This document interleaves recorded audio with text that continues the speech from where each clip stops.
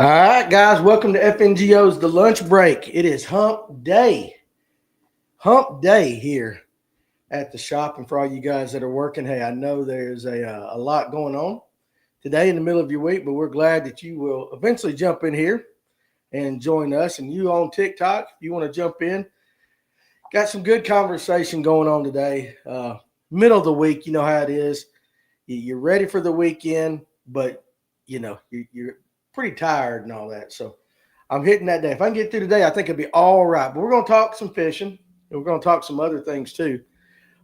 Very curious to see how you guys' day is going. If you watched the live well last night, man, there was some juice dropped. Some absolute juice dropped on the live well last night. From Clint and Farmer and Alex and all the guys there. I highly recommend you go back and watch it. What's up, John Algard? In the comment section there. And all you guys are chiming in over there on TikTok. Appreciate you guys stopping by. But a lot of good juice. I highly recommend you go back and watch last night's because it was an interesting perspective. You know how some days we go into a show with the best laid plans. What's up, Nathan? The best plans of what we're going to talk about, and then you guys in the comment section just absolutely started blowing it away with the questions and all that. I don't even know if we actually talked a lot about what we were supposed to talk about. But it was a good time, a lot of good information. And we're going to talk a little bit about some stuff from last night, some of the comments you guys made. And again, of course, whatever you guys want to talk about, whether you're on TikTok or you're on the YouTube and Facebook, we'll go wherever you guys want to go. So, Steve Guthrie, what's up? Coleman, whole lot of JS going on today. There's a whole lot of something going on today. I get through with this. I got the Pickens County Chamber of Commerce coming over here to meet with me after the show. What's up, Dino? And Lord knows they want to do social posts. So I don't know what that entails. I've never done social posts with a Chamber of Commerce before, but we'll see. We'll see how it goes. So let's start off like we always do. As guys are still getting on and logging in, we'll do our day in history. What's up, Jeremiah? We'll do our day in history. Couple of interesting ones today. And then we'll do our Gen Z word of the day. And I got some more words for you. But anyway, on this day in history, 1956, another thing done by President Dwight D. Eisenhower. He signed a measure making "In God We Trust" the national motto, replacing "E Pluribus Unum." Now, I know a lot of guys think "E Pluribus Unum." Yeah, Eddie, what's up, buddy? Hey, Tracy Coker. A lot of guys have always thought "E Pluribus Unum" meant "In God We Trust." It does not mean "In God We Trust." And I bet some of you out there even thought that it meant that. But what "E Pluribus Unum" actually means is out of many, comma, one. Just kind of showing that, all the diversity we have here in the United States as the nation was growing, one nation, a lot of different people.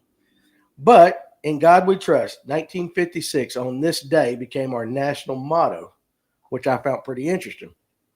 Now, here's another one for you. And I ain't getting into the drama part of it, but just some interesting stuff. In 1976, Caitlyn Jenner, formerly known as Bruce Jenner, won the gold medal and set a world record at the Olympic decathlon at the Montreal Summer Games. So we now refer to her as Caitlyn. But back in the day, Bruce could run. What's up, traveling fisherman? How you doing, buddy? So back in the day, old Bruce could run, do all that stuff. If I did a decathlon, if I even attempted to do any of those things, I think I'd be in the hospital for about a week and a half. So, but that's a couple of interesting things. Now, to our Gen Z word of the day. And this is one that I've heard. What's up, Silver Punk? I've heard this a lot, but I really didn't know exactly what it meant. But our Gen Z word of the day is dank. D-A-N-K. Dank. Now, do you guys out there in the comment section know what that means? I'm just curious if any of you guys know exactly what that means.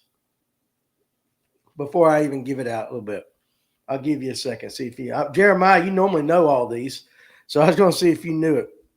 But I'll go ahead and give it to you. To a Gen Z person, now to me, as an old guy, I would think if I go into a room that was really musty smelling, like an old barn, something like that, it kind of means stupid, silly, in my opinion. No, Coleman, you're wrong. See, you're wrong. I kind of thought it would be something like that. I thought about you going to an old barn and you're like, dank is not bad. It is not bad. But in my thought, it would be like you going in and this place smells. I know you say rank. I just thought dank might go along with that. But here's what it really means. All right. Okay, old dirty cracker. You guys in the comment section, because I don't know if TikTok's going to ban me if I say that, but we used to call good. What's up, Mason Venable? You know where I'm going with that. Just think 60s. Okay. They used to call it. So silver punk, correct right there. I don't even know the proper way to say that because I don't want to say that. The good stuff, traveling fisherman said. So and that's where it originated from. So it refers to something of high quality or excellence. Originally used to describe the good stuff. It now has expanded to include anything that is considered cool or impressive. Now, the devil's lettuce, that's it. But now, you got to use that word in the right context, okay? Could you imagine, and this is what popped in my mind, and guys, you know how I am. I'm thinking me and Mrs. Pruitt had a great night. You know what I'm talking about. And I get done, and I'm like, that was dank. I don't think she would appreciate me saying excellence in that form or fashion. I could see the look on her face right now. This show is pretty dank. Thank you, traveling fisherman. We try to be dank. What's the opposite of dank then? That's how my fishing usually is. You're new here. Well, buddy, I appreciate you joining us. We do this every day at 12 and then Tuesday and Thursday nights, 8 to 10. I have guests on the Tuesday and Thursday night ones, but we just do this for our little lunch break. I don't know what the opposite of dank is, but I'm just sitting here thinking in my mind, I just could see my wife's face. Well, baby, we were dank. We were absolutely dank tonight. And then, from all the other words we're learning. But I think this is one I'm going to keep. Okay? I think I'm going to keep this word. I will not let it refer to the good stuff because that's way back in the past. Dino Bolin had a great show at the GOM Blast last Friday, Saturday, and Sunday doing seminars. It was a good show.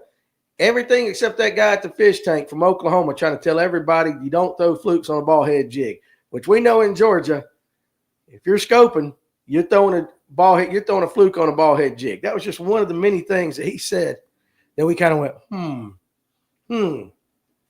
So what we're going to talk about today, guys, same in Bama, right? One of the things we're going to talk about today, we're going to talk about a little bit of gatekeeping, and we're going to get you an urban dictionary, Danny. Yeah. Isaac Reynolds, how's it going? Well, listen to this. We'll go ahead and get into this. I was going to save it for later, but we'll do it now because we mentioned it last week. Back in the day, words meant something else. All right? Words meant something else. And we had nicknames, or they called things fishing with Fitz. Hey, now, how's everyone doing? We're doing just fine, buddy. Glad you're joining us. So, before we get into the gatekeeping and debating spin rods versus baitcasters, I'm going to educate you guys on what Gen Z kind of stuff has been going on for ages, okay? So we're going to use the nice word Johnson. And you guys out there know what I'm talking about, right? I think we're all on the same page. You're Johnson, okay? Here's what's interesting. What they used to call it back in the day, and I saw this list, and I like to bust it out laughing because half of it didn't make any sense. And I could just imagine people back in the day using these words. I know all these words, but I ain't Gen Z. And Coleman says, I've got a two-stroke Johnson. Well, Coleman, you're doing better than I am. You're doing better than I am.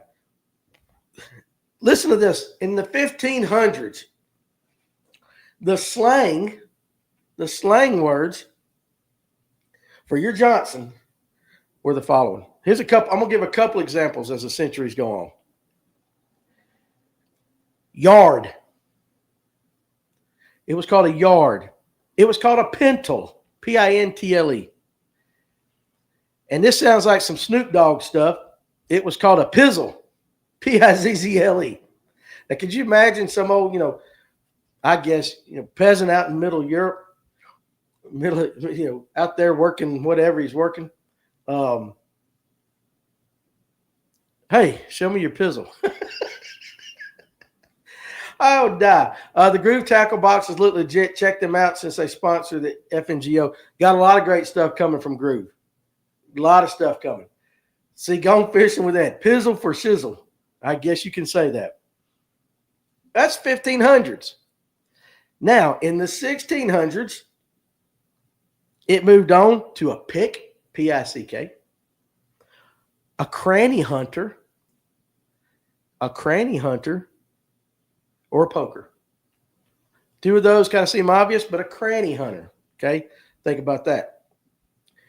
In the 1700s, the slang for your Johnson was twiddle-diddles, sugar stick.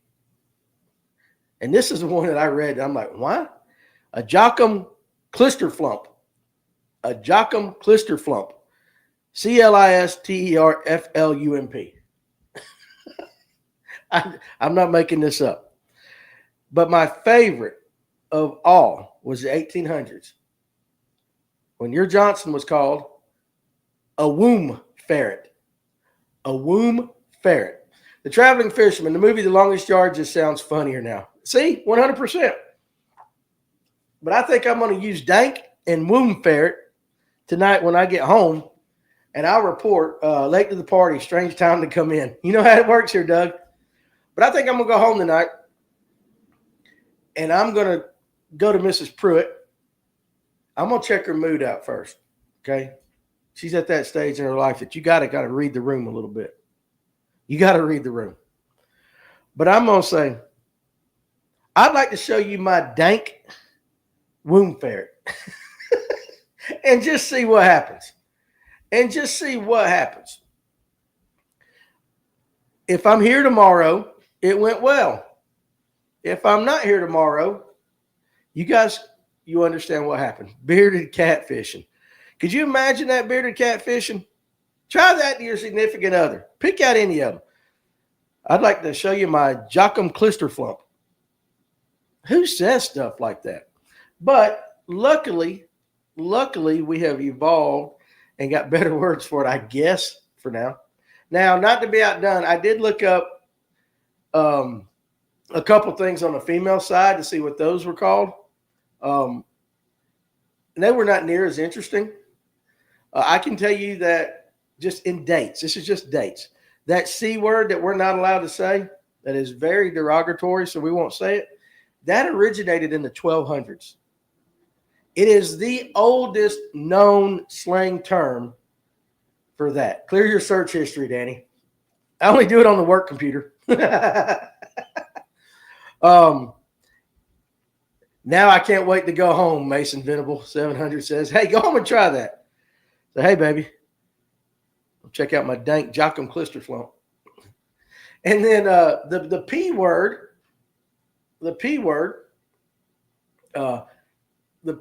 originated in the 1600s.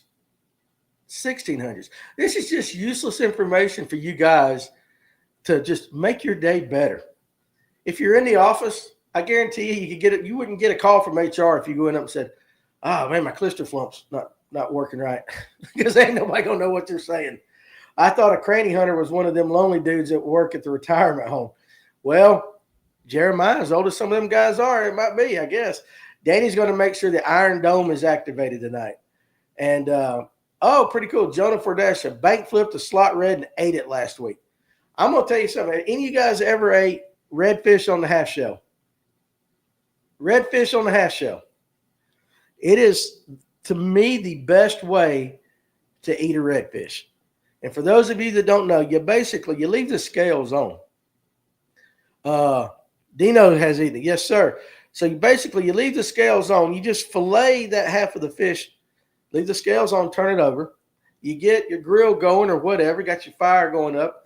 You put whatever seasonings you want to on the meat side. And then you take the redfish and you put it on the grill and you allow it to cook. And those scales, now you do wash it. Sheep's head is delicious that way also. And you wash it, of course, but you let that sit there, and the scales and all that side turns black. I mean, it burns if you got a good fire going, but it keeps every bit of moisture and flavor in that meat. And it just cooks right there in its own skin. And it is by far, to me, it sounds pretty good. It is pretty good, Jonah. It is the best redfish you'll ever eat if you season it right. I mean, now my question is this. Now, he said, Dino over there on TikTok said sheep's head, saltwater fish, redfish, saltwater fish. I wonder if we could do that with a spotted bass. Because there's some lakes around here we need to get rid of a few spots. I know somebody will come in here and they'll say, no. But has anybody tried that? I can't catch any slot reds. They're always either 4 ounces or 40 pounds. I know, tough life there, Jeremiah. Yeah, no, dadgummit, I caught that 40-pounder. I can't take him home and eat it. I get it. Slots make it interesting. But can we do that with a freshwater fish? Because I think spotted bass would make delicious smoked fish dip. I agree with you on that. I might try that. What we're going to do over the next couple of weeks, just for some content on our FNGO YouTube page, is I'm going to go out and I'm going to catch some spots out of a couple lakes that I know that need some spots removed. And we're going to try to cook them a couple of different ways. We're going to blacken some and do some tacos out of it. I think I'm going to try to do it on half shell. And since you said it, Dino, I'll try it right there. Smoked fish dip. I think that would be pretty interesting. I know trout do very well with that, but I don't like to eat largemouth, not because I care if somebody eats largemouth, and I know a lot of people do. You don't keep and eat largemouth, whatever. I just don't think largemouth bass, and I've eaten plenty of them in my day, taste as good as a spot. Spot's got a much firmer meat to it, tastes a lot better to me. So that's kind of we'll try that and just see. But if you guys have any suggestions on what you might like to see us try to cook with something, we'll go try that. Try that with some grilled drum, Danny. Listen, when that guy on Chickamauga said drum's like a redfish, I didn't know. Okay, I'd never had any, but I'm telling you, that was the worst. That was the worst thing as far as fish I've ever put in my mouth. Smoked fish dip is good. Salmon makes the best fish dip. Yeah, salmon's really good. Can't go wrong with salmon. I'm just wondering if we could do it with spotted bass. And we might start having a little section on the page where we do something like that. But I really think I'd like to try it and just see if the shells on a spot make something with the perch. If I can catch some, I will. Perch are just best fried, Jonah. Be honest with you. Them little boogers out there, just fry them up in some batter. They're good. The traveling fishermen have a freezer full of fresh caught sockeye salmon. That's awesome, dude. Now I finally caught one. We caught some up in Michigan when we were filming up there on the Real American Road Trip. Let's see. If that's coming from a man who's eating hog brains, I 100% believe that fish was awful. I'm telling you, any fishy tasting fish makes good dip. You're currently in Alaska, the traveling fisherman.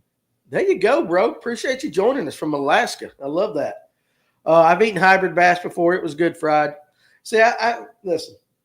The hog brains weren't that bad. Now, the cow brains, the hog brains, the way I ate them that day, they tasted like potted meat. If I'm being honest, it wasn't that bad. Tasted like some potted meat. The cow brains that we had on the island down there in Port St. Joe, that was rough. Not because it tasted bad. It didn't taste good. It was just like eating Play-Doh. Tasteless Play-Doh paste. Silverpunk, I grew up eating pig brains mixed with scrambled eggs. You know, I haven't done that yet. I need to. One night on the show, we just opened up a can of hog brains and went at it. The traveling fisherman lived in 12 states since 2015, traveling the country fishing full time. Well, dude, you have figured something out, my man. You figured something out that a lot of guys would love to do. So good for you. Absolutely. I'll go follow you on TikTok once we get done. That's impressive. Mike Geiger, yes, definitely got to fry the brains with scrambled eggs. Hey, Danny, for your carnivore diet from last night, get some white oak pastures. What is that, Rick Moore? Had hog brains. Nope. Taste nasty. So I'm not officially doing a carnivore. So here's what Clint last night on the live well told me to do, and I've done it so far. He wants me to do 180 grams of protein per day. Okay, and I'm thinking, that ain't no big deal. But 180 grams, when I got up, and then I can eat whatever I want within reason. I'm going to try to cut out the bread and the junk, but still. Fred Ashcraft, sheep's head cooked on half shell she made in the fish cakes. I'll try fish cakes too. Managed to try my first set of big jaws a couple weeks ago. It was way too salty for me. So Rick Morrissey, they dropped 30 pounds in 6 months. It's beef, buddy. That's what I'm going to do. But I got to eat 180 grams of protein. So 60 grams of protein per meal. And so my breakfast this morning was 4 eggs, this bar that my wife and my daughter, they eat healthy, had. You can make ceviche with the spots. Mark Johnson, I love ceviche. Dude, I've had crappie ceviche. I ain't thought about spots. I've had it with crappie, and then I've had it with trout and all that, sea trout. That's making my mouth water right now thinking about it. Chicken has the most protein for the least amount of calories. 2 large chicken breasts a day will give you almost 100 to 110 grams of protein per day. Get some protein bars to help meet that goal on the day you're short. I know a shark steak is actually delicious, though. I need to catch one to bring home, and eggs are great too. I've had that. I'm on the same. And Farmer said he's going to try it too. So I got up this morning. And I had 4 eggs. I had a bar that was a high protein bar, low carb bar, and then I had a Fairlife, what basically amounts to a protein milkshake kind of thing. And so I nailed it. And then for lunch, before we came on, I had another one of those bars, another one of those protein milkshake kind of things, which is actually just highly processed milk. And then I had a can of sardines with hot sauce. Front load your day with protein. Hard to play catch up on protein at 6 p.m. at night unless you want to eat 2 full chicken breasts plain. Well, I will tell you this. You start thinking about it, it's hard to get 60 grams of protein. It really is hard because I thought eggs would have a lot more. So 4 eggs comes up to about 24 grams. And then I got 30 out of that shake and then another 20-something out of that bar. Robert Blesky, cut out sugar, bread, and beer. That's a tough one. Eat pineapple, avocado, eggs in the morning, then drink water and protein shakes throughout the day. Eat just protein and a vegetable for dinner, and you'll lose that gut. See, I'm with you on everything right there except drinking water. Because then Clint told me this morning, he said, I want you to send me a picture of what you ate for breakfast. So, Lord, I felt kind of weird, but I took a picture of everything, and I sent it to Clint. And he was like, good start. You know, he's giving me yeah, you're doing good. But you need to drink 80 to 100 whatever of water a day. And I'm like, I'm one of those guys that unless I am just so thirsty, I just don't like drinking plain water. I heard from most people doing the carnivore that the runs is common, by the way. I think it is for some people to get started, but not for my gut. I can handle that puppy. But I think I can do the food. Man, I got to have my Pepsi Zeros. This is my one. There are 2 things, 2 vices that I like to have. And one is in my lip, and the other is the Pepsi Zeros. So it's all about consistency. Down 105 pounds myself, Mendel Bird. Dude, congratulations. 105 pounds. I think I weighed this morning. I'll tell you guys what I weighed just to be, transparent. I hit the scales this morning and I weighed 236.9. So that's the starting point, 236.9. And I think my goal when I graduated high school, I was 172 pounds. Now, that's a long way away. But I think if I can just get a 1 in the front number, if I can just get in the hundreds somewhere, I'll feel a lot better about myself. My wife doing dry August and doing high protein, low carbs all month. So Tracy said water, beer, sweet tea, and bourbon. Not necessarily in that order. No soft drinks. Man, I tell you, it's just the no soft drinks part. That's the tough part. I think I could drink all the other stuff, and I could slide a water in there every once in a while. But I just like it's the one joy in my life, being raised in the South, that I like Cokes and Pepsis and pop or whatever part of the country you're from, what you call it. So anyway, now we got a starting point. So 236.957. It's not an impressive body to look at when it's like that.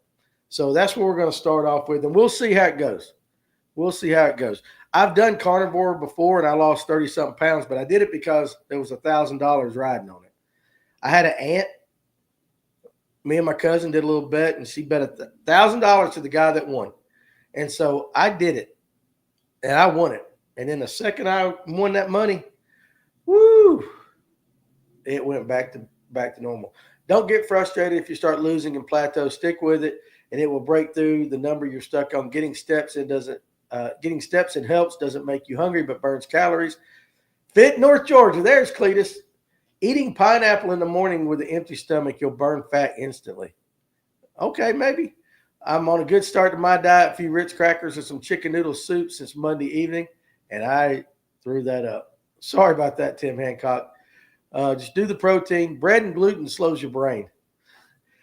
Coach Cletus has your back. See, that's the funny thing. That's the funny thing is like the last part of the show last night basically turned into a nutrition section.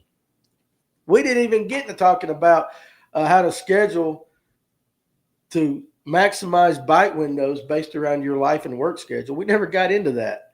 And we really didn't get into bite windows much. Heck, we really didn't get into anything we were supposed to get into, but we had great conversation. But I'm trying, Cletus.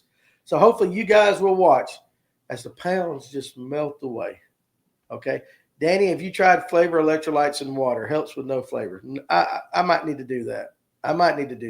I just need some taste. And I have a sweet tooth. See, that's the problem. That's why I love the Pepsis and all that. I know it's fake. I know it ain't real sugar in there, but good Lord, it's got me. So let's kind of transition since we had Caitlyn Jenner as one of our things today. Pork skins make a good snack. Yeah, Max Wilson. Here's the things like pork skins. I like those. I really do like those. Gatorade makes a really good protein bar, Messick Outdoor said. I wish I had the thing. This was basically the Pack's Liquid Death. Do not drink that soda stuff. Listen, Rob, cut me some slack, dude. Maybe if I can start off with the soda and just kind of wean myself off of it. Because I can't go cold turkey on that. I can't do it.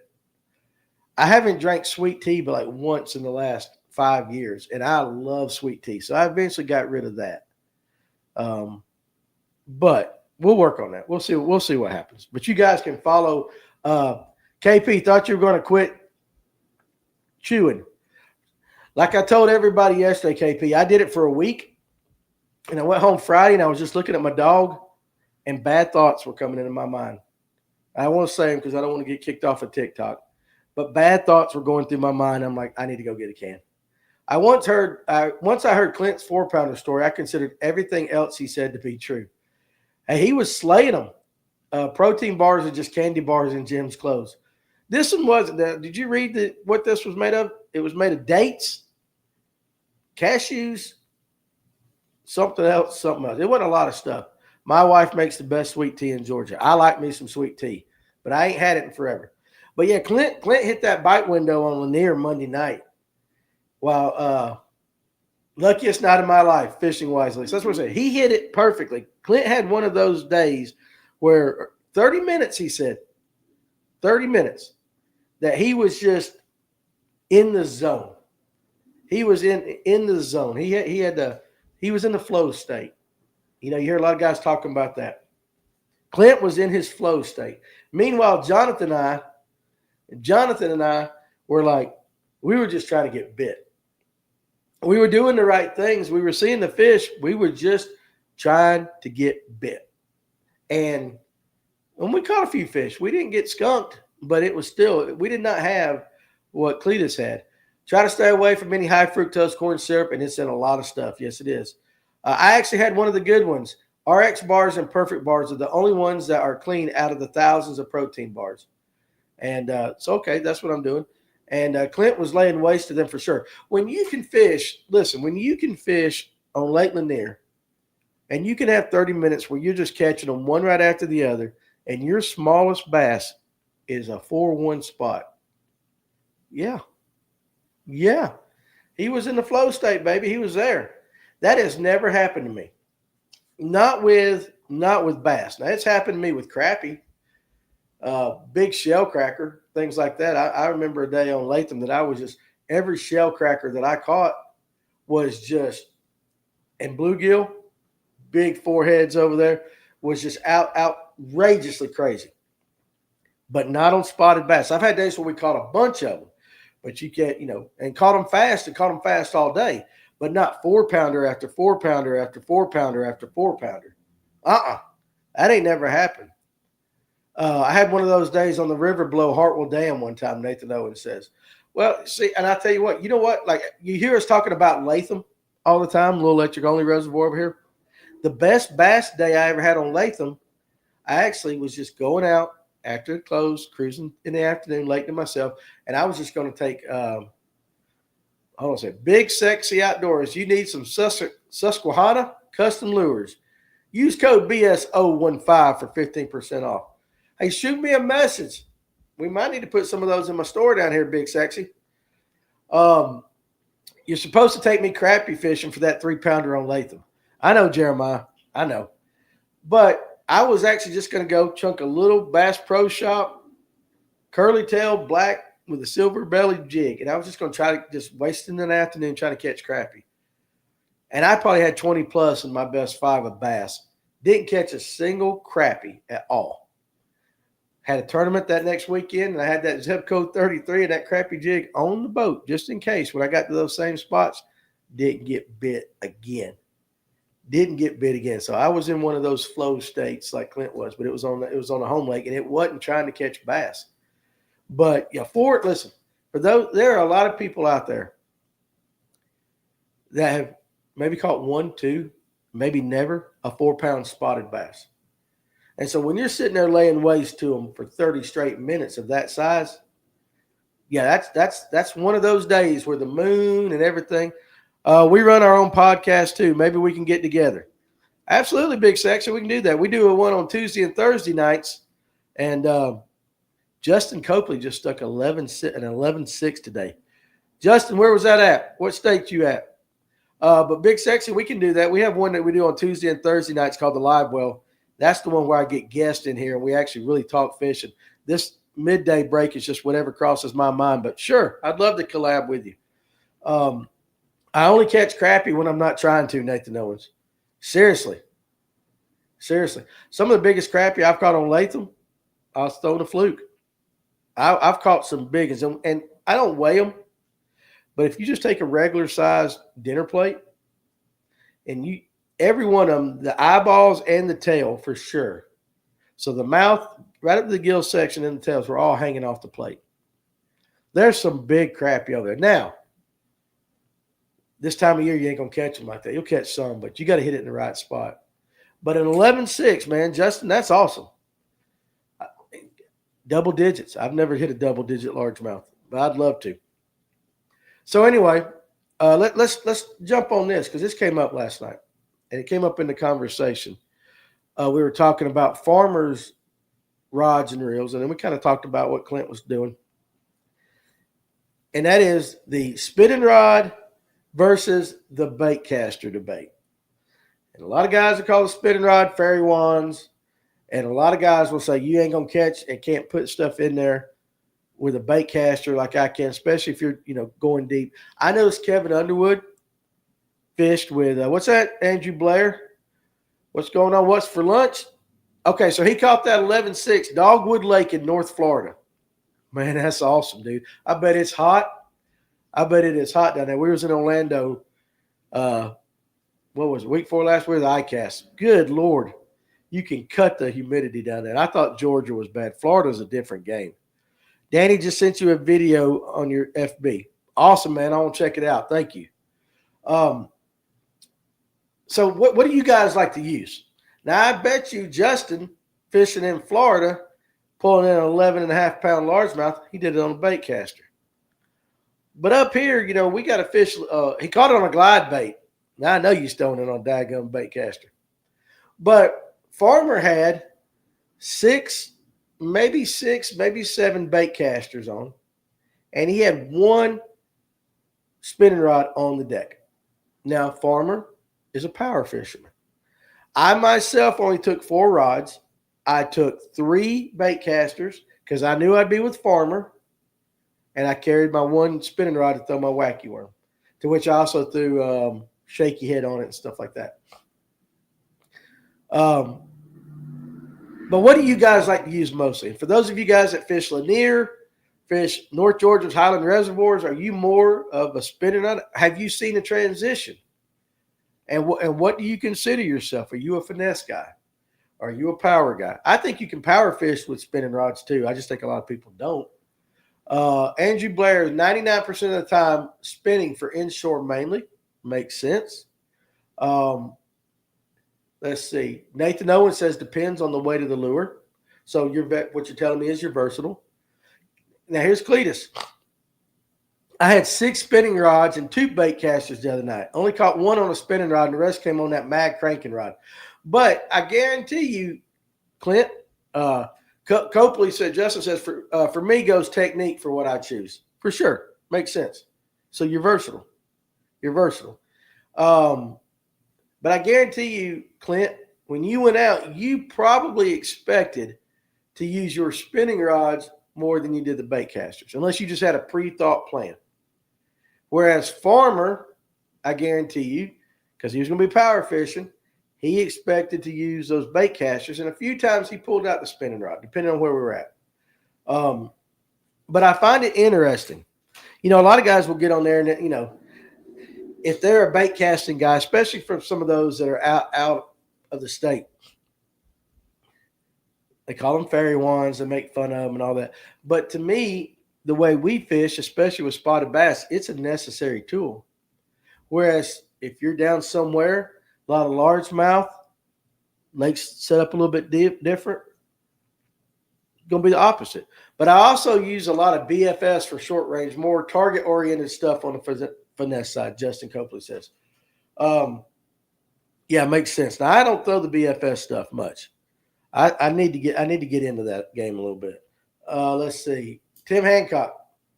Let me go back. Farmer is smart. That pretty much tells you what I like. I do have 4 spinning rods. Coleman says I'll be putting my new cast braid to test minnowing this weekend on Old Lake Jock, whatever it was. Joe Cassie. Did I say it right this time? I know I said Jockassie last night. Joe Cassie.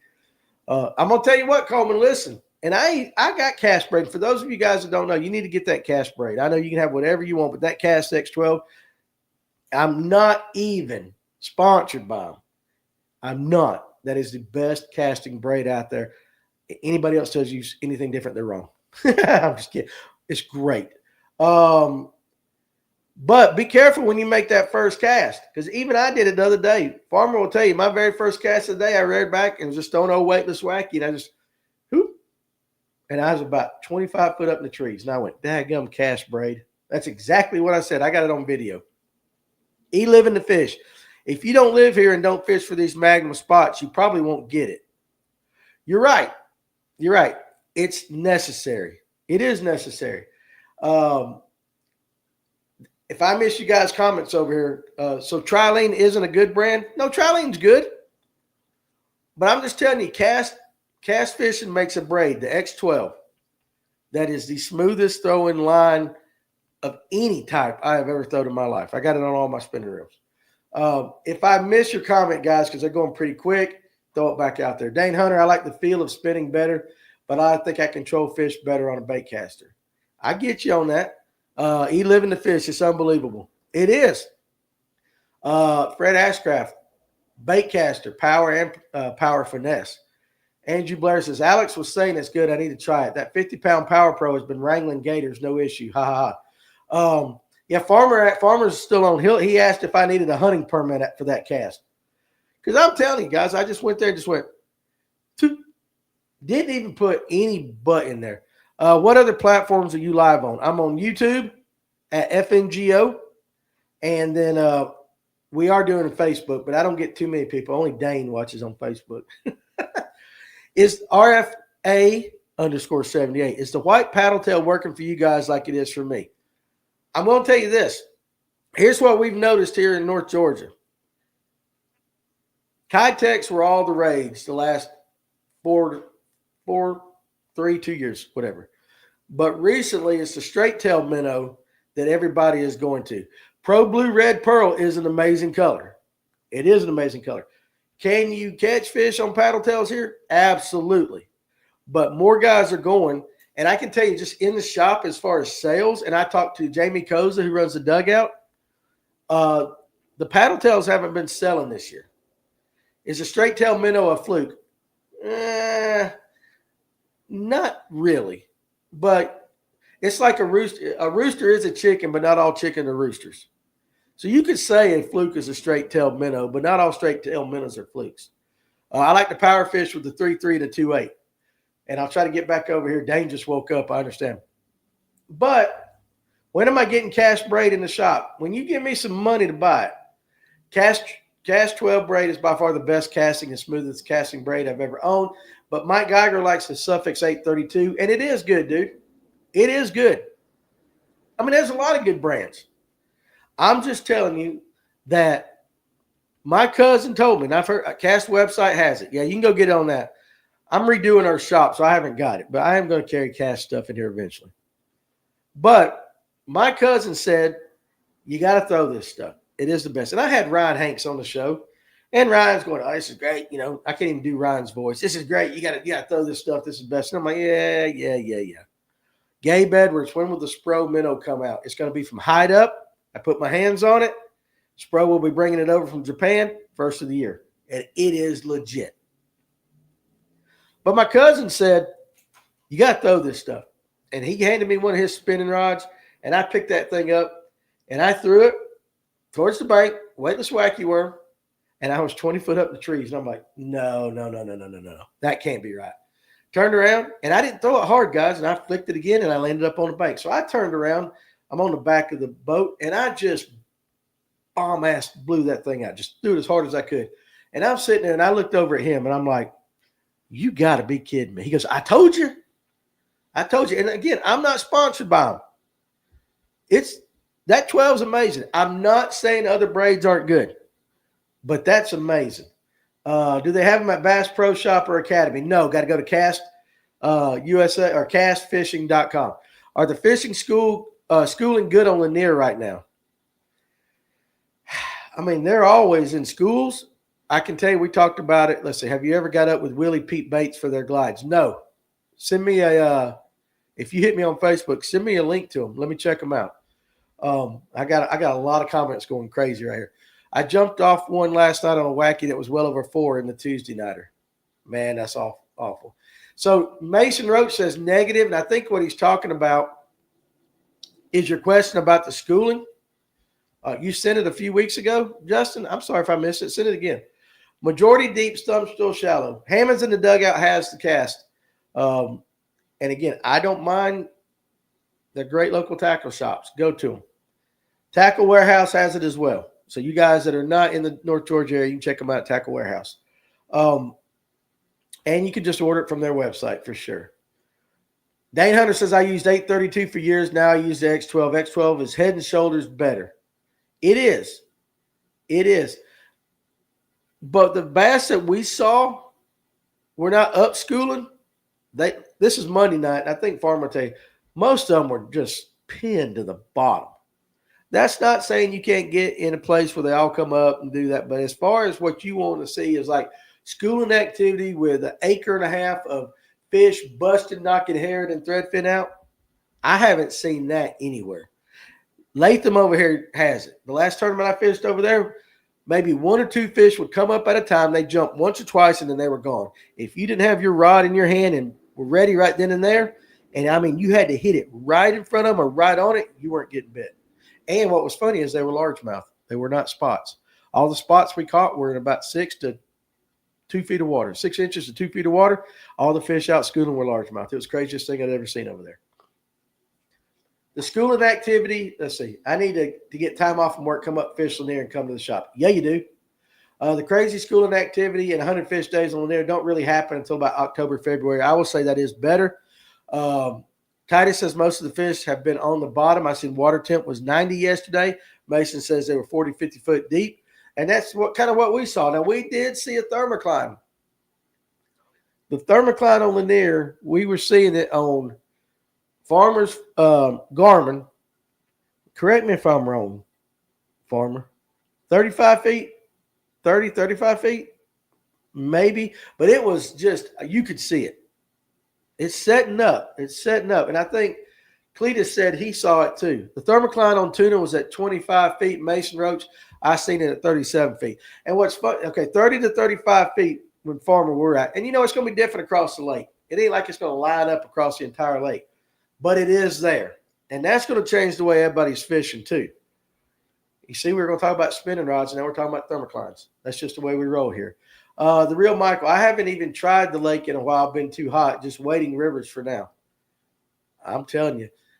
Bayless Creek, 37 feet. That's where the thermocline was set up. And I know Underwood said he saw it.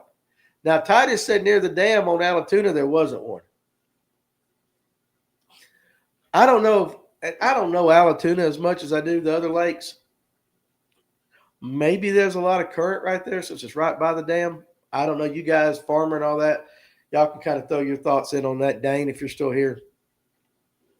The only lake where one isn't going to set up, or at least not a really hard one, is Carter's. Some people say they've seen it there, but that's a pump back lake. They have started dropping the lake, so there's a lot of current coming through. Maybe that has something to do with it, Titus. I just don't know how to fish deep without electronics. Lots of blind casting. We've had that conversation, Real Michael. Think about back in the day. Think about back in the day when all you had was a paper map and you saw that hump out there. Now, you could drop brush. You could do the standard things that guys have been doing forever, and you can blind cast at that brush for sure. But I'm telling you, you're not going to fish Lanier's timber as effectively without electronics. And I'm even talking 2D. It would be about you get out there in the big water, you are just blind casting for sure, unless you got some type of sonar. Steven Sturgeon, does the thermocline set up on the main current like on Gunnersville? Man, you need to get Nick Tooney to come on here and talk about it. He don't have forward-facing sonar, and he's a top dog. Titus, reach out to him. Ask him if he wants to come on the show. We're open to anybody. We are, as Ken said to me one day, we are the Switzerland. Or is it Sweden? Which one's neutral? Is it Switzerland? Switzerland's neutral. We let guys of all different perspectives come on our show. Some are anti-forward-facing sonar. Some use it. We don't care as long as everybody's respectful and can talk. Mason Roach, you need a list on it. Yeah. Well, listen, I'm working on a girls' show. I'm just telling you right now, I've already been talking to some of them, and she was on the list. We got to get the women more involved here at FNGO. But you made her go get a job, dude. You made her go get a job, and so she don't come up here. He don't have it. He's an absolute hammer. Dane and Farmer can vouch. Hey, listen, let's get him on. Farmer, if you're still there, how big of a trailer do you use on spinner baits at night? Alex, get to work. Alex needs to get back to work for sure. We don't want him getting in trouble. But I don't know Steve Sturgeon about the main current thermocline. But Dane says Allatoona gets thermo in the pockets and areas without a lot of water flow. Usually on the main lake river area, you don't see a thermo. So there you go. Yeah, maybe that's the answer to your question right there. Fred says Farmer says, Fred, I just use old spinnerbait trailer or a swim bait, 4 or 5 inches long. Story of my life. Alex says, I'm on lunch break. But the thermocline was there, and so it was interesting. Now, where we were fishing, it really didn't come into play a lot because we were beating the banks. And that, of course, goes why of the 9 fish we caught, 6 were largemouth. Even when we were fishing green lights, I mean, they're still relatively close to the bank by a dock or something like that. So we were not doing what Cletus was doing, getting out off a point or whatever, shoals or whatever, and just cranking that thing. We weren't doing that. So two totally different fishing perspectives. And then last night, if we were having a tournament, Clint would have killed us. But you could flip that to maybe tonight. We had 3 largemouths last night till we went and hunted spots. Yeah, I can see that on Altoona. I think if we went back tonight, because Clint said his bite window was 30 minutes, and about 8:45 it shut off. Just went, absolutely stopped on him. It could flip because the way Farmer was fishing, you get 2 big old lips. You're sitting at 10 plus pounds to start off with, and then you go try to catch you a few, 3-4 pound spots. You got a good tournament bag. A 3.5, a 2.89, and a 170 largemouth. I think Farmer said most of our fish, with the exception of 1 or 2, would average 2.5 pounds. We didn't get any big ones, but it was interesting. 6 largemouth to 3 spots. Granted, it was where we fished up north on Lanier, but totally different. Alex, you need to try that Shindo rig Milliken was throwing. Try it with the Missile Minnow. Tell us a little bit about that, Andrew. He don't follow Ben. I'm going to quit following Ben too. He, just because of his clickbait. He has great content. Great content. But his thumbnails get on my nerves. So anyway, but back to the original topic. I grew up throwing nothing but bait casters. Couldn't stand a spinning rod. Started fishing Latham, Lanier, seeing what these guys were doing. And I would say that I have a spinning rod in my hand 80% of the time. And I think that might even be generous with that. It might even be more than that, depending on what I'm throwing. Now, the other night, when I finally blew off my leader off my spinning rod, I didn't retie. I didn't want to take the time to do it. It was dark. So I picked up my jig rod. It's a Spro Slayer, medium heavy with the JC Elite. I think it was a 7-3 or whatever that is. Had that on. I said, I'm just going to chunk out the wacky for this. Now, I am more accurate casting with a bait caster until it comes to skipping under docks and all that. I can skip like a crazed dog with my spinning rod, but I can't do it with a bait caster. But I just can't throw it in the same way because I think when you put the bait caster on, then you got to add the rings and all that because I would throw off a lot of baits and then I'd blow up my reel, have to fix it. Porcos, we had a 4.7 largemouth, a 4.3 spot, and some high 2s for 15.67. I see you, Dane, over there in the comment section on YouTube. I see you over there. Listen, 4.3 spot. Alatuna's starting to get some of them. I'm telling you, bluebacks are going to change the game. Danny, when fishing the spinning reel, does the reel go on the top or bottom of the rod? Well, Dane, it just depends. In an emergency situation, it don't matter.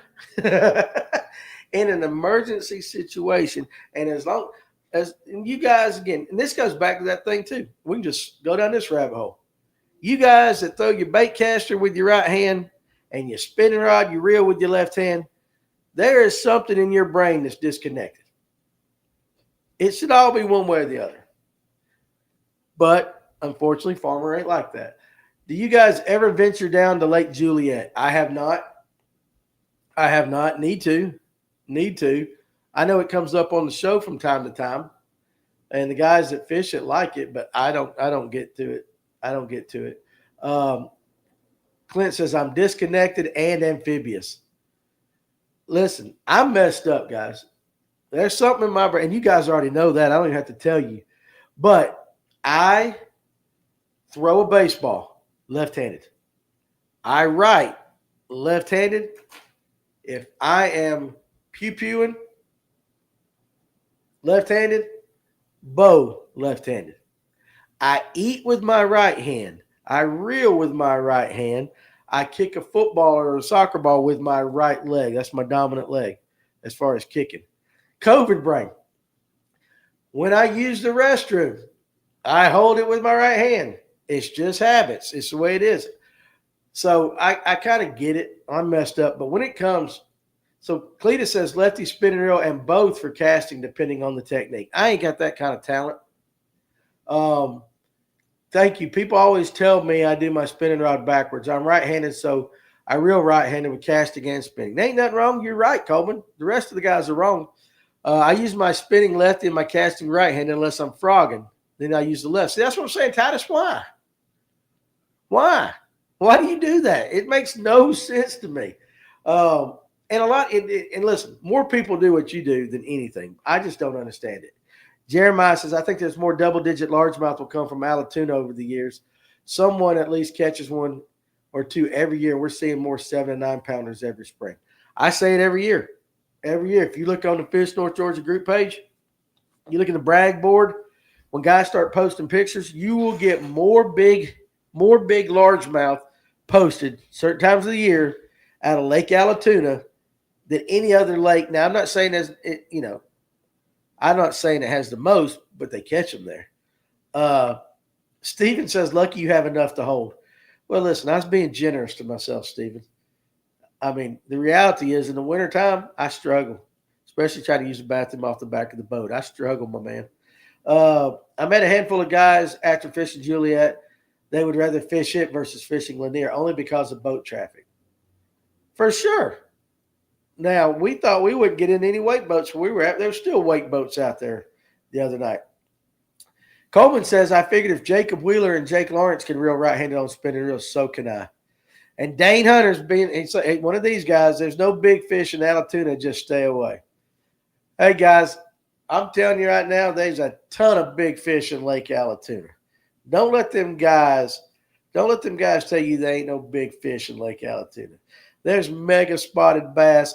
There's big largemouth. There's monster crappie. If you want the stripers and hybrids, they got there. Lake Alatoona is on fire, and everybody should go fish it over the next 3 weeks. That's what you wanted me to say, right, Dave? Hey, listen. Guys may show up. They just might not catch the fish. Quicker on the hook set if you're really left-handed on a bait caster. You don't miss those quick hits. Guess there's something wrong with me too. Danny, which eye is your dominant? I don't know. I would say my left, but I've gotten to the point in my life, like if I am pew-pewing or if I am shooting a bow, if I have my bow out, I got both eyes open, but I would say my left eye. But when it comes to holding I'm so afraid to say anything with TikTok. But let's say I'm holding a very short instrument. Do the eye test. Those are 21. What's the eye test? Tell me specifically what the eye test is, and I'll do it right now and tell you. Sometimes if I hold it like this with 2 hands, I feel comfortable. But if it's a single hand and I'm doing it, it's this hand. Like I can't free pew one-handed with my left hand, but I can with my right hand. But if I'm 2 hands, it's in my left hand. I'm telling you, I'm jacked up. I just never had anybody teach me the right way to do things, guys. Alex Purr said, so Dane's a gatekeeper, and Alex Purr says Alatoona Creek to be specific. Alatoona Creek to be specific. So if you guys go in there and somebody fusses at you about being in there, give them my number. Give them my number. I'm going to tell them I sent you to Alatoona Creek. Because number one, I don't fish Alatoona that much, and I don't care. But number two, I do go sideways with it. Hey, you saw that guy that was doing hold hands. Let's see. Those are saying that. Put your hands, palm out, make a circle, and bring it towards your eyes. Like, I don't understand. Hold hands in front of you, make a triangle. Okay, I got 2 ways of going. Okay, so you said make a circle. Okay, so you said a triangle. He says a circle. So like this. Am I doing it right?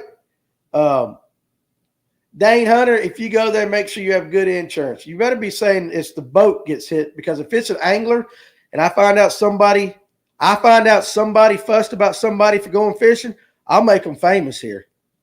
That's the one thing I get irritated on more than anything is people telling people they're going to ruin a spot and not go there. And I'm being dead serious.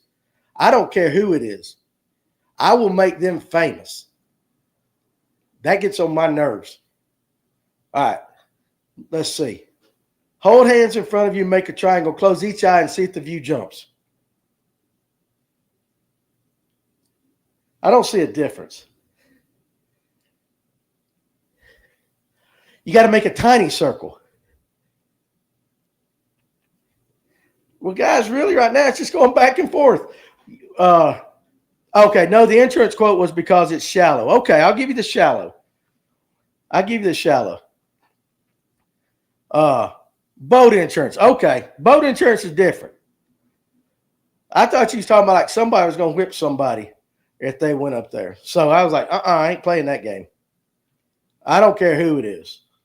But okay, if it's boat insurance, 100%. Slowly bring the circle towards your eyes. Guys, I feel like a moron. I don't know. Kim Pruitt, when you come up to the shop next time, we'll do this. Dozer 21, I apologize for not actually being talented enough to pull off what you're telling me to do. I really don't know. I would say my left eye is dominant. That's going to be my guess. Is my left eye is dominant. Now, you need to hold a thumb up at something at the distance and see which eye changes it. That's your non-dominant eye. What do you mean changes it? One eye will see, the other won't. Guys, okay. Okay, all right, let's do this. You guys tell me if I'm wrong. I'm holding it up right here. I got both eyes open. If I close my left eye, my thumb stays in the same place. If I close my right eye, my thumb and my left eye is open, it moves about an inch to the right. Am I doing that right? So let me do it again. Left eye is closed, right eye is open. It looks the same as when both eyes are open. When I close my right eye, my thumb moves to my right. Then your right eye dominant. The image in the distance will change. And you need a tiller motor. You need a tiller motor in Halatoona Creek. Okay, well, I'm glad you need a tiller motor and not a bodyguard, because that's what I was thinking they were saying. Your eyes work. That's all we know, Titus says.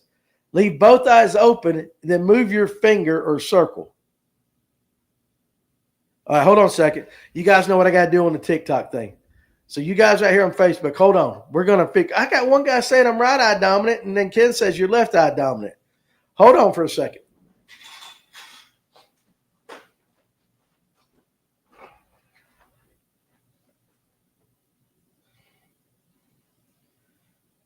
I don't know how this stupid thing.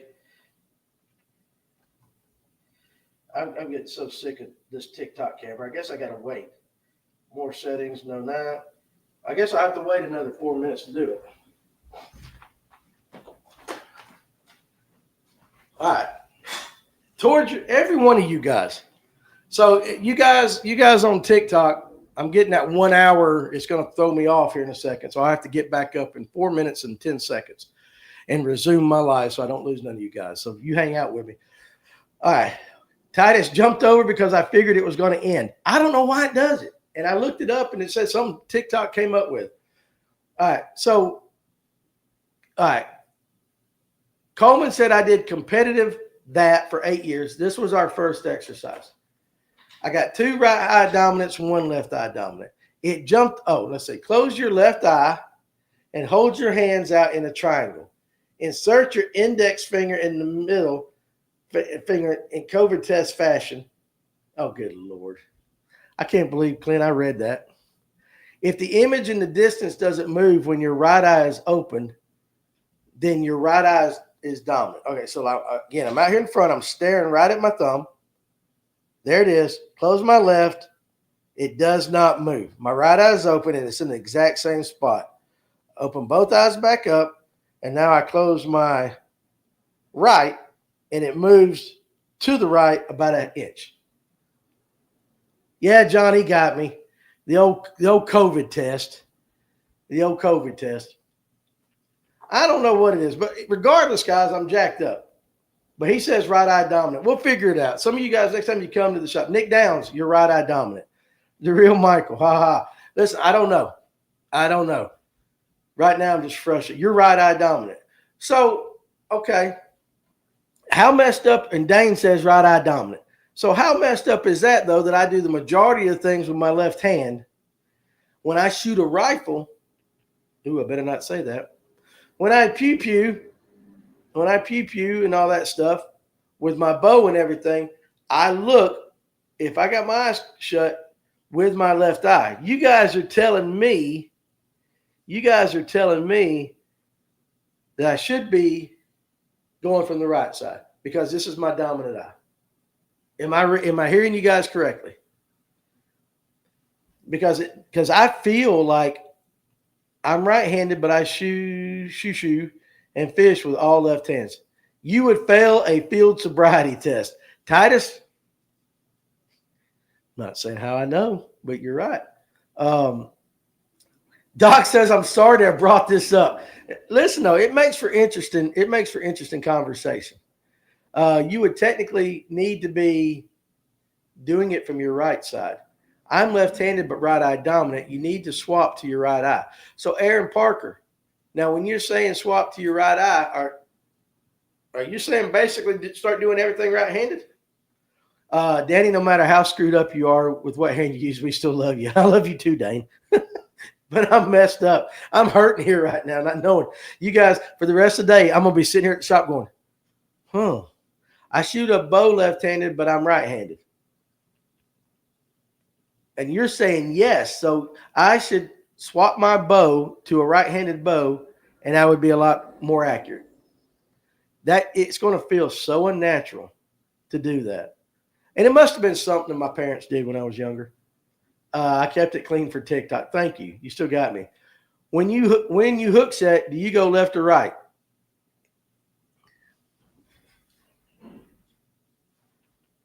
Left hand to the right.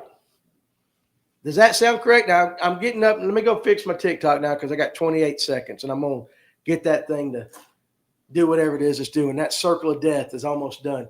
So you guys, when I have my rod, I hold in my left hand, but to be honest, when I set the hook, I cross my body to the right.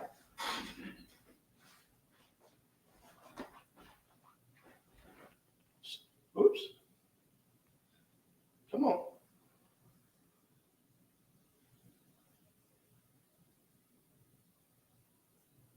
Come on.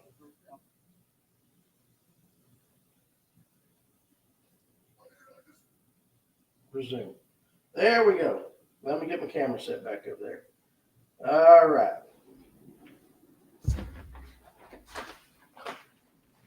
Sorry about that.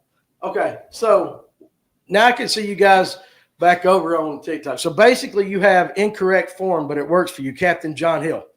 Captain John, everything I do is incorrect. Just ask my wife. Just ask my wife. But you need Jeopardy music playing while we wait. I don't know why it does it. It doesn't give me the little puzzle piece anymore. It says you're in activity for 1 hour, and I don't know how more active I could be.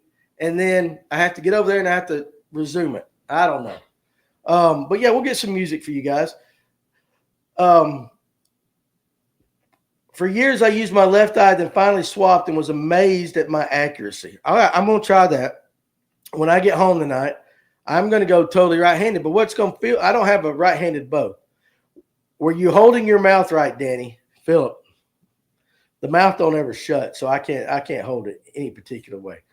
But that's interesting what you're saying. Okay, serious question. Why do old timers use the coil tags? They rip their jaws and not the ones that clip on and don't put holes in fish. Okay, I get what you're saying. Coil tags. Coil tags. I don't know. I think too, Titus, in all honesty, I've got the Bubba scales. I don't use those. I think old timers just always grew up with that. It's just comfortable for them. They don't really care, and they don't see the fish. Not all of them, because Dane's old. I'm sure Dane's got the clip-ons, but I do get the I do get it. I think that's a generational thing. Danny, can you cast a bait caster with both hands? Not well. 65 years old and trying to teach myself that skill. All right. When I cast, guys, it's left-handed. I cast with my left hand, set the hook across my body, I cannot cast at all with my right hand. Clip-on scales and cold tags, that's right. Puncture tags can be healthier for the fish if the clip ones jack their jaw open. Coleman, that's interesting. Kaz has talked about that in a video. Okay, so there you go. That's interesting. So puncture tags could be healthier. Chattooga Lanier for a night tournament on the 9th. Geiger. Buddy, listen, I don't know. I cast with my right hand. I flip and pitch with my left. I can't do anything with my right hand other than eat and certain other things. Like I am really, really just absolutely, which you guys are saying I'm right hand dominant. Now, could it be growing up? So growing up, me being left-handed, but my dad would only fish with Zebco 33s. That's all he would use. And guys, have you ever seen a left-handed Zebco 33? I have not. I don't even know if they exist. Maybe they do. Yeah, Dane's probably right, Geiger. I'd probably go to Lanier. Could it be that due to the fact that that's just what I grew up around, that's what I learned to fish with, learned to press the button and cast with, could that be what has messed me up? The Zebco 33. I can skip with both. I can barely skip with my left, and you know that, Farmer. Trying to do that backflip left skipping. I don't know how many times I blew it up the other night. But could we do this? We've all figured out now that I'm jacked up. Yes, my parents are both right-handed, so they naturally taught me mostly right-handed things, although I was left-handed. See, we're going to something right there. We're going with it right there. I'm going to blame the fact that I don't use my dominant eye, that I don't cast the right way, that I don't reel the right way. We're all going to blame it on the Zebco 33. I've never seen one either. I can't cast right-handed, guys. I'm serious. Now I have triplet 5-year-olds. One is left-handed. My wife didn't notice for the first 2 years. Yeah, I get it, dude. That's tough. Just having triplets. Just having triplets would be enough to drive a man crazy. I got 3 kids. They're all grown. They still drive me crazy. I'm lefty, real baitcaster, and real right with the spinning. I get it. Fishing with Farmer with a fiberglass rod. We've seen it. Told a St. Croix rep about you the other day. Yeah. Seriously. Buddy, read the sign. I love it when the guys don't see the big yellow sign on the front of the door that says shop closed.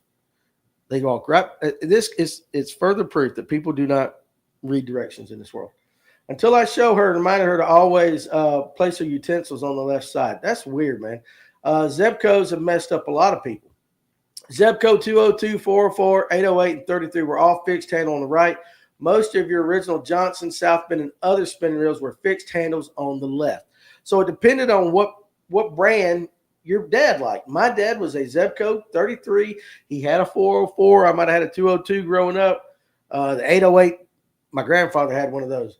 But I guarantee you at my house right now, if I still got it, I probably got 40 Zebco 33s left over from the 80s. I got some of my dad's old ones that you had to actually use a screwdriver to take the top off. Gone fishing with Dad. My son is left-handed and I'm right-handed. It's a chore showing him how to do something. I have to do it backwards.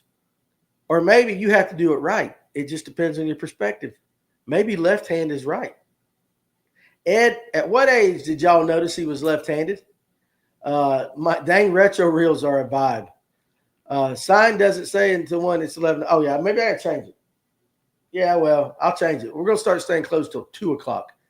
My age is showing in that last comment. 100% it is. But I will tell you this, and I'd be willing to bet money on it. And it might not be right, and there might be no way to prove it. But I bet you money that more fish, and given all the country boys in this world, more big bass have been caught on a Zebco 33 than any other reel out there. I might be wrong, but I would be willing to bet, because who didn't fish with a Zebco 33 at some point in their life? We all didn't grow up with, DC Corrados and all that. They made some new 33s that are expensive. Titus, they're all expensive now. Zebco just came back out with the 33. Did they come? I haven't looked at it yet. Did they come back out with the old body style? Because that new one that looks like a bullet thing is jacked up. with a gold hook, Messick Outdoors, with a gold hook, 100%. But I honestly think, just think about it. Across the United States, we ain't even going out of the country. We're just going to stay across the United States. How many people have had a Zebco 33 in their hand? When people come up here to Big Canoe and they're vacationing or whatever, hey, we need a rod for the week or whatever, Zebco 33. Zebco 3. And they don't care if it costs $40. I just tell them it's a Zebco 33. Yeah, we'll do that. Similar look, plastic inside instead of metal gears. That's a shame. Because the old Zebco 33 was tough. It was tough. A Zebco 30. What's up, Atlanta Safe House? An old Zebco 33, you could be brim fishing one day, trout fishing in the river the next day, and then have a bass minnow on the day after that. That's how I learned how to fish with my dad sneaking into Ted Turner's old pond in Roswell, Georgia. Hey, listen, though, that's a story, dude. That's a story you'll have your entire life.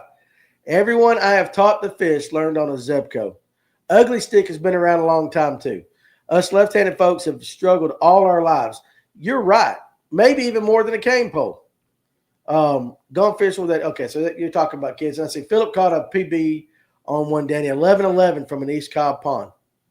So, yeah, I'm serious. Like a Zebco could – and listen, the old ones anyway, you could put 45-pound mono on it, 50-pound mono, and it still casts. Now, the best casting old reel of all time, though, is them Green Johnsons. What are they called? Said they throw a country mile. You guys know what I'm talking about. I got two out there in the back of my truck, in the back seat of my truck that I got off of eBay because I want to restore them. How about this? Grew up with pistol grip rods. Me too. I've got a double digit on an old Zebco 1 Classic. Yeah. Now, Dane, you are showing your age now. My dad had a 33 Classic. Tried one recently and couldn't throw it. Old Mitchell reels cast incredibly well. I had a Zebco 3 until my first spinning reel at 10 years old, said Jeremiah. Caught a ton of fish on a 33 when I was young. Did those reels come on a short rod, the Johnson reels? I ought to walk out to the truck, or maybe I'll have it on tomorrow. It's an old Johnson Century. Is it a Century? It's green. Like a dark green color reel, Messick Outdoors. That's what the Stephen Sturgeon, Johnson Century reel.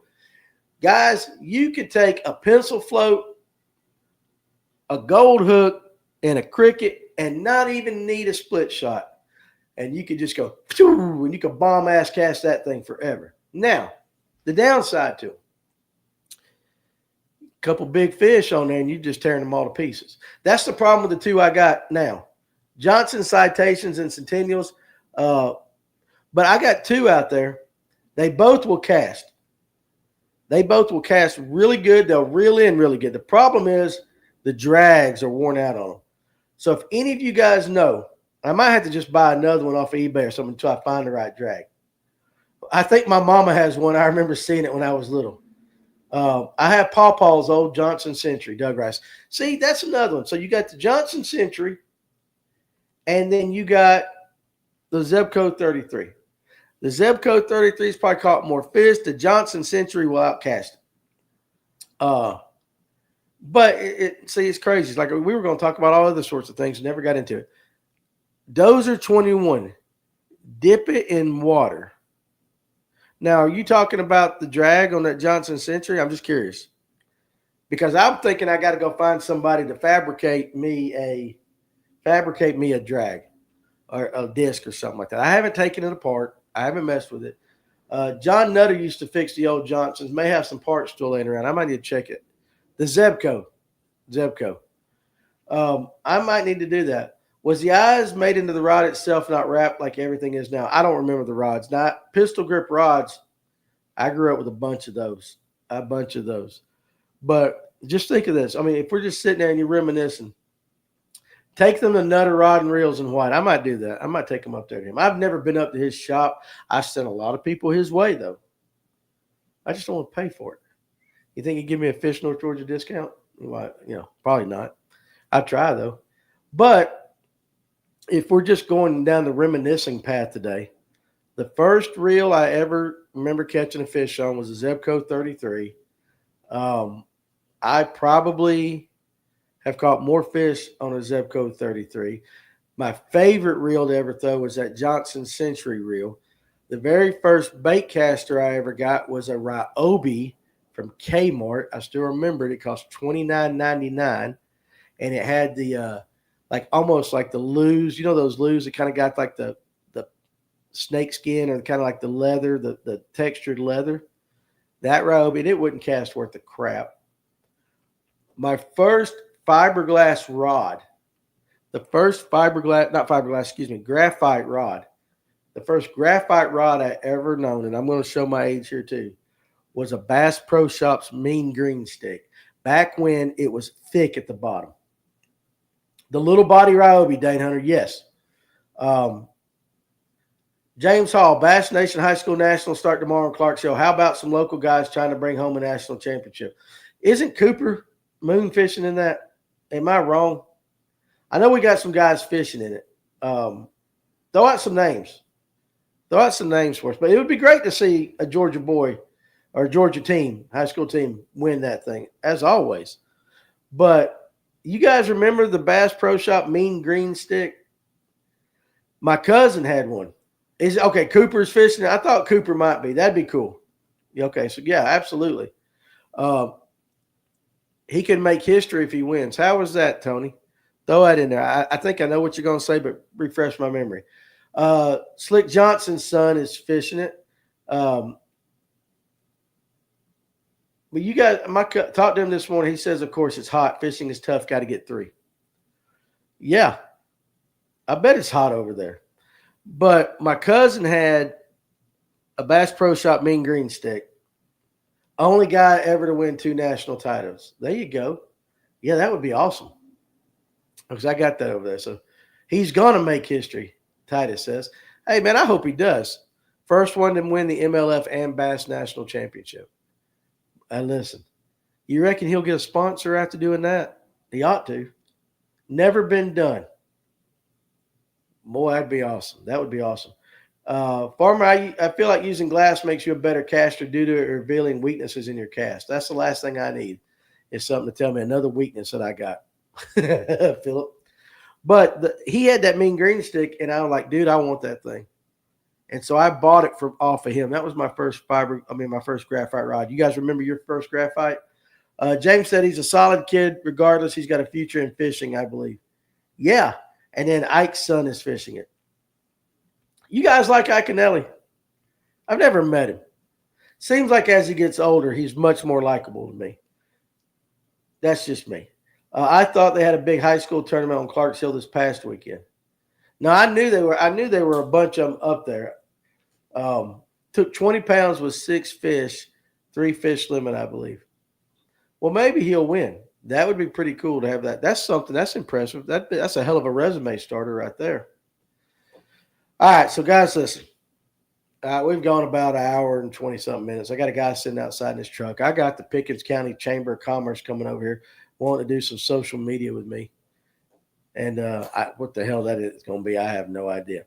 So tomorrow night on the Live Well, Rob Robleski is going to drive down from Tennessee and join me and Thornton, and I think we got Tim on the board. We'll talk about, the bite and how it's been tough and talk about what he's been doing, of course, answer all you guys' questions.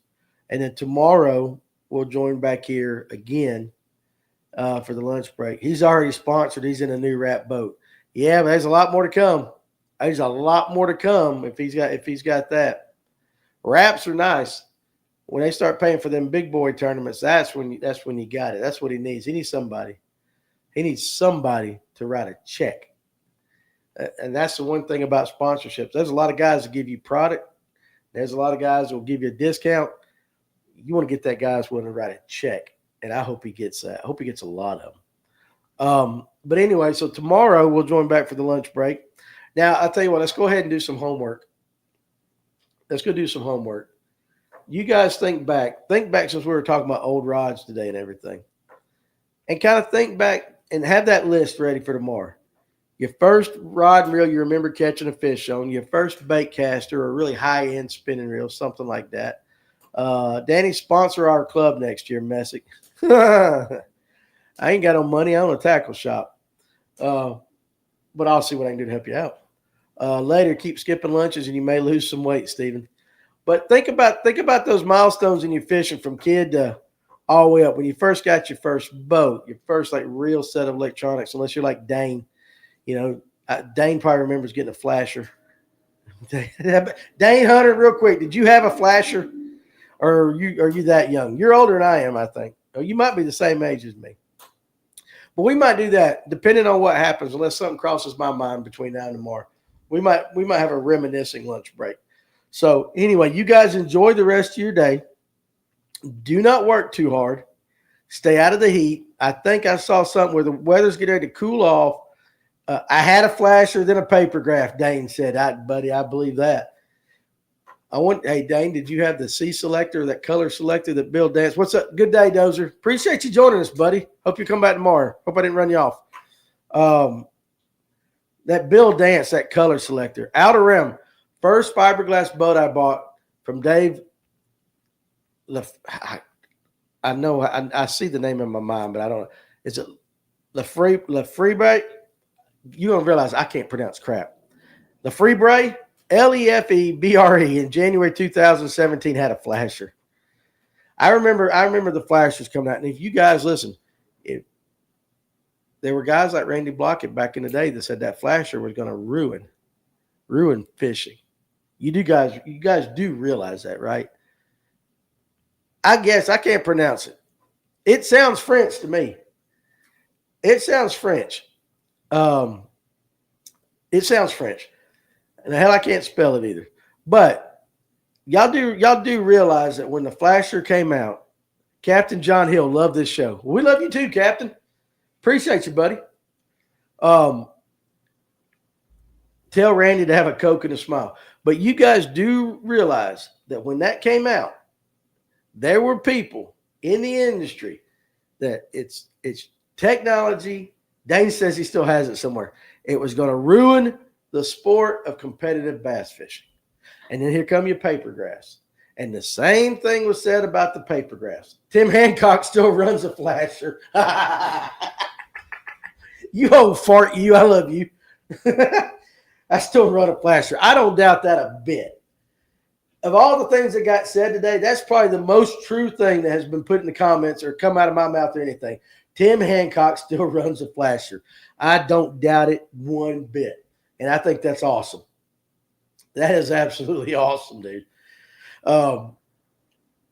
You're like the Babe Ruth of fishing. You've been around that long. Kevin Thornton runs a flasher when he has to go. Yes, he does. Yes, he does. But every step we've had in electronics is supposed to have ruined the sport. I'm just saying, there was not people out there trying to make money on YouTube back then, but it was supposed to ruin the sport. Dane Hunter says, this is about the flasher. And Tim Hancock, before I get off, I want Tim Hancock's opinion on this. And then I'll get off and I'll go to work. If you ever know how to use it, it's the most accurate graph ever. Now, I assume you're talking about the flasher, not the paper graph. You're talking about the flasher, right, Dane Hunter? Tim Hancock says, if I ever make it back up there, I'll bring a color selector. I remember seeing old Bill Dance throwing that down in his pond. Well, the pH and all this makes we got to throw pink, hot pink. Hot pink's got the best chance of getting it bit. And back then, flasher. Okay, so he's talking about the flasher. So Tim Hancock, Dane Hunter says, if you know how to use it, it's the most accurate graph ever out there, the flasher. Do you agree or disagree, Tim? And I would say, since the fact that you still use it, Abby, careful, Danny, your age is showing. Listen, we don't say our age is showing here. We're just saying I'm maturing. I'm just maturing a little bit. I mean, do I look 53? I bet if I shaved or something, I might not. And just if I dyed my mustache and my goatee. They're still on grass today, if I ain't mistaken, my Garmin's have them. In some situations, yes, Tim Hancock says. It's still the most accurate one out there. So now that I've been called old by Abby, I appreciate you, Abby. Coleman told me I'm right-eye dominant, so he's got me messed up. Danny is maturing, but his casting isn't. Neither is my brain. My brain is still stuck on 18, and it's going to get me in more trouble these days. I'm not getting old. I'm just gonna pass away. But it's not gonna be from being old in my mind. I'm gonna wear this body out first. Um, but that's awesome. Yeah, bring that C selector up there. You're not old. You're just historic. You know what I am, Jeremiah? I'm dank. I am dank. I am dank. High quality or excellent. High quality and excellent. That's what I am. I'm dank. Mature in this group don't mix well in this. Yeah, it doesn't. It doesn't. All right. So anyway, guys, this dank fella right here, it's called A Scope on Garmin. Okay, pretty cool. His casting is maturing. He skipped a jig like a pro on Monday. I did skip a jig. Full-blown Arky. That had to be a half ounce so I could really rear back and rock it. But I did it. One day I'm going to be as good. No, I'll never be as good as you, Farmer. But one day I'm going to make you proud with my skipping abilities. But my dank butt is thankful that your dank butt showed up and joined me today. I love just sitting here for an hour and a half in the middle of the day, not having to work and just BSing. Bill Payne has old on lock. He's been with us. I don't really know how old Bill Payne. I really don't think that is really that old, Jeremiah. I tell you right now, I know Tim Hancock's older. No offense, Tim. I think honestly, with his sickness and his cancer, some of that treatment that Bill did, and I think he'll tell you this, that really aged him a little bit. I'm 24 and y'all make me laugh. Well, that's all we want to do, man. Help you guys catch more fish, make you laugh. I had the color selector, the pH meter, the temperature gauge, flashers, and graphs. Sonar setup, appearance, A scope. We'll figure it out. Made me proud. You have to come a long way from Nolly. 70s, I believe. Is Bill Payne that old in the 70s? I didn't realize he was. ATX, look, hey, nice shirt. I got your shirt on, bro. I wear it. I like it. It's a good shirt. All right, but anyway, now that you've seen your shirt, and now that you guys, we've talked about how old everybody is, I think I have a short video on my YouTube channel of a flasher running. I think I'll go try and find it. I need something to do the rest of the day. So anyway, I'm going to actually go do some work.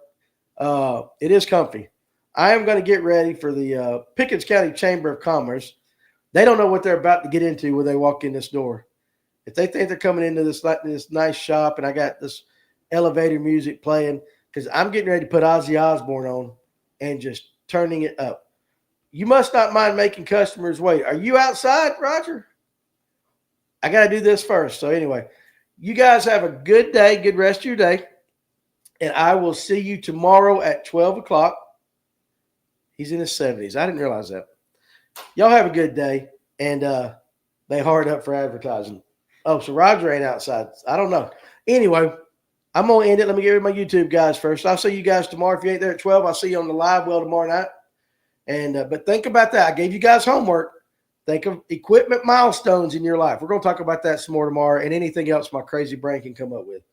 We will talk to you guys later. Let me hit that button.